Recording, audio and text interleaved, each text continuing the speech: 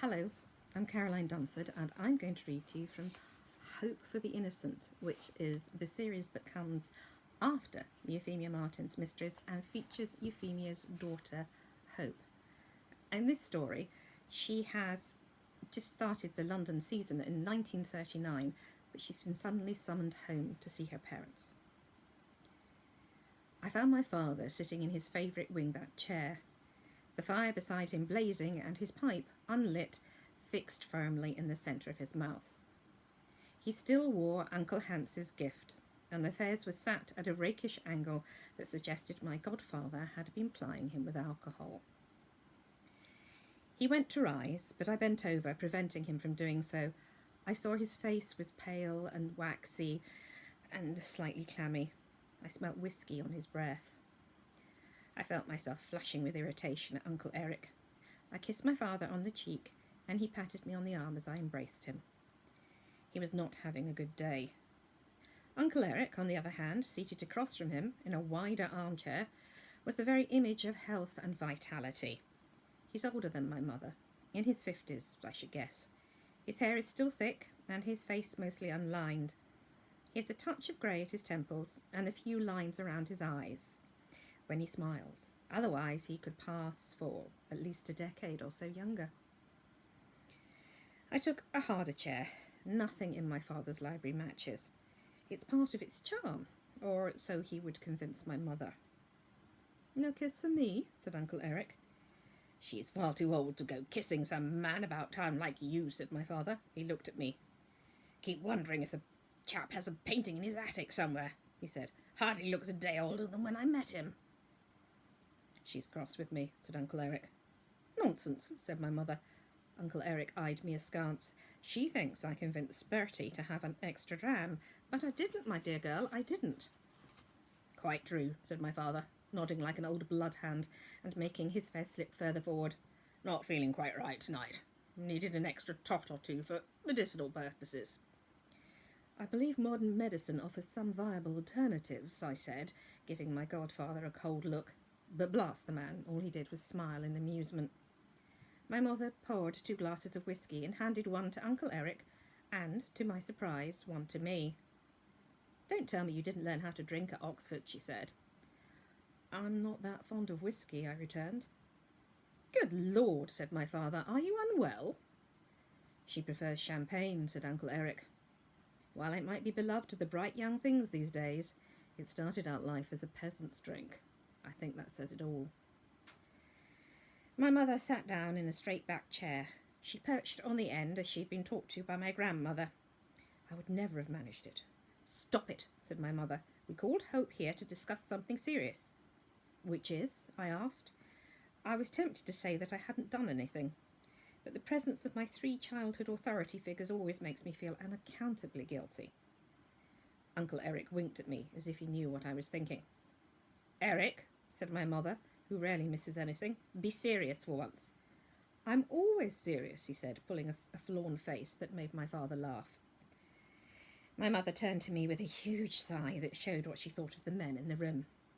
"Hope, a debutant has died." "Oh no," I said, "Charlotte's dead." Uncle Eric's attention switched so intently to me it was like being under a hot light. "You knew her?"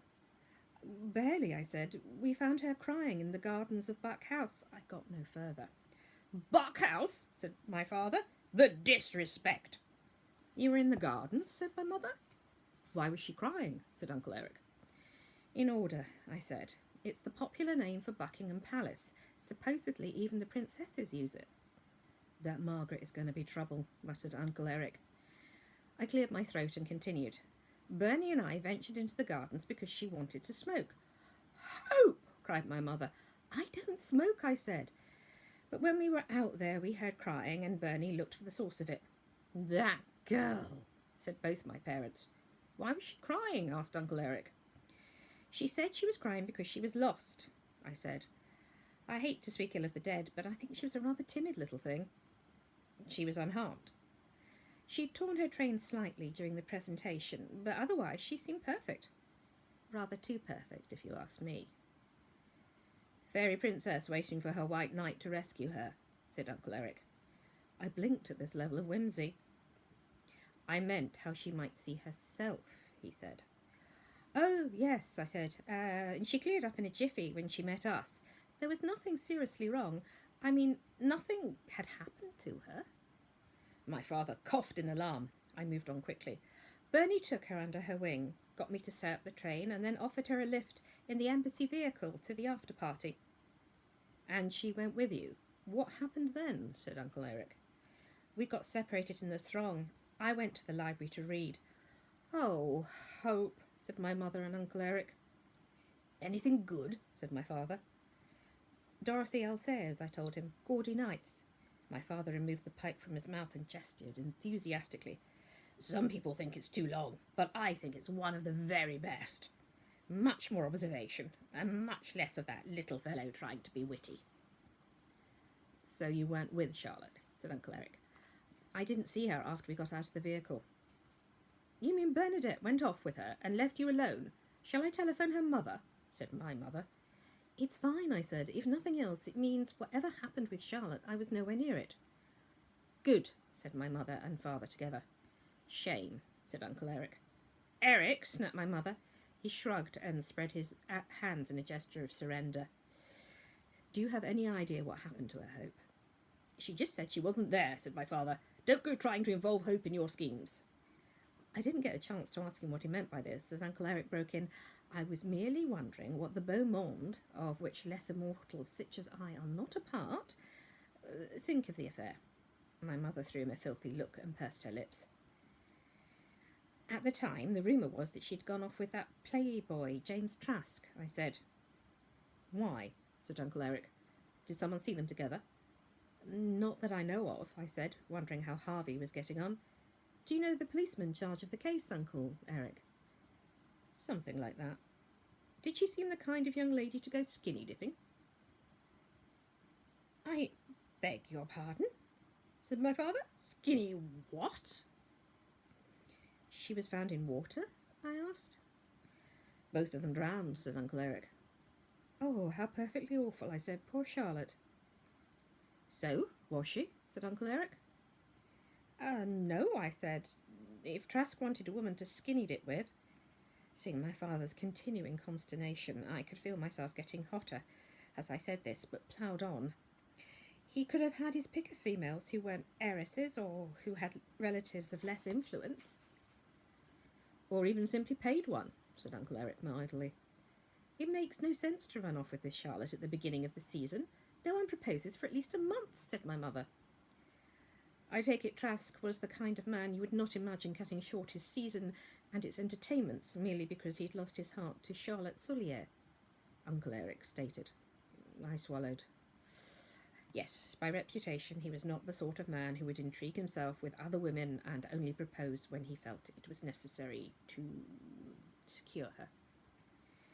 Intrigue himself, said Uncle Eric. How archaic. Don't go all prudish on me, Hope. Do you think she was the type to interest him? I only know Trask by repute, I said, but Charlotte, who I admit I didn't take much to, was a soft, sweet soul. Gullible?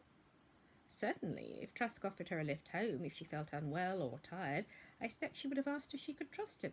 She knew that much. But when he said yes, she would have believed him. I think so, I said. I find it hard to imagine being that trusting of anyone. That's because you had the privilege of having me as your godfather, said Uncle Eric without a hint of amusement. But I don't think he would have got her to go skinny dipping or damage her virtue. He didn't have the reputation of someone who would coerce a girl to do anything. You can say sleep with him, you know. Damn it, you know exactly what I mean, I snapped. She wasn't the kind of girl to be seduced into giving up her virginity. Good heavens, Hope, said my father, blushing beetroot. The things you modern girls talk about.